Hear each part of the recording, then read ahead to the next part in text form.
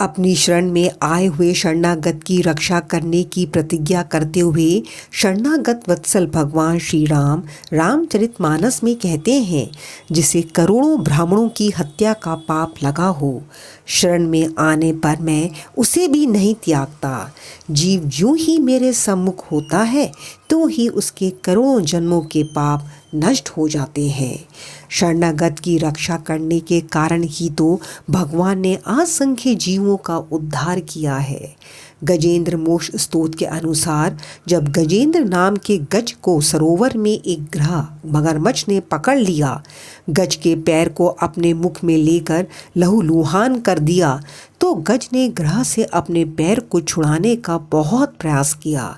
पर जब अपनी शक्ति काम ना आई तब वह गजराज अपने पूर्व जन्म में सीख कर कंठस्थ किए हुए भगवान के एक स्तोत्र का मन ही मन पाठ करने लगा और कहने लगा कि जिनकी चेतना को पाकर ये जड़ शरीर और मन आदि भी चेतन बन जाते हैं,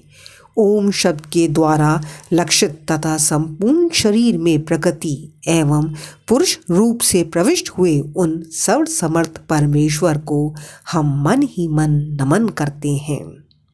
जिनके सहारे यह विश्व टिका है, जिन्होंने इसकी रचना की है और जो स्वयं ही इसके रूप में प्रकट हैं, फिर भी जो इस दृश्य जगत से एवं इसकी कारणभूता प्रकृति से सर्वथा परे एवं श्रेष्ठ हैं, उन अपने आप बिना किसी कारण के बने हुए भगवान की मैं शरण लेता हूँ। अपनी संकल्प शक्ति के द्वारा अपने ही स्वरूप में रचे हुए और इसलिए सृष्टि काल में प्रकट और प्रलय काल में उसी प्रकार अप्रकट रहने वाले इस शास्त्र प्रसिद्ध कार्य कारण रूप जगत को जो साक्षी रूप से देखते रहते हैं और उनसे लिप्त नहीं होते, वह चक्षु आदि प्रकाशकों के भी परम प्रकाशक प्रभु मेरी रक्षा करें। कहते हैं कि गजराज के द्वारा इस प्रकार मन ही मन की गई स्तुति को सुनकर अंतर्यामी सर्वव्यापी निर्गुण निराकार ब्रह्म सगुण साकार रूप में सुदर्शन चक्रधारी श्री हरि भगवान विष्णु वहाँ प्रकट हुए, जहाँ वह गज था।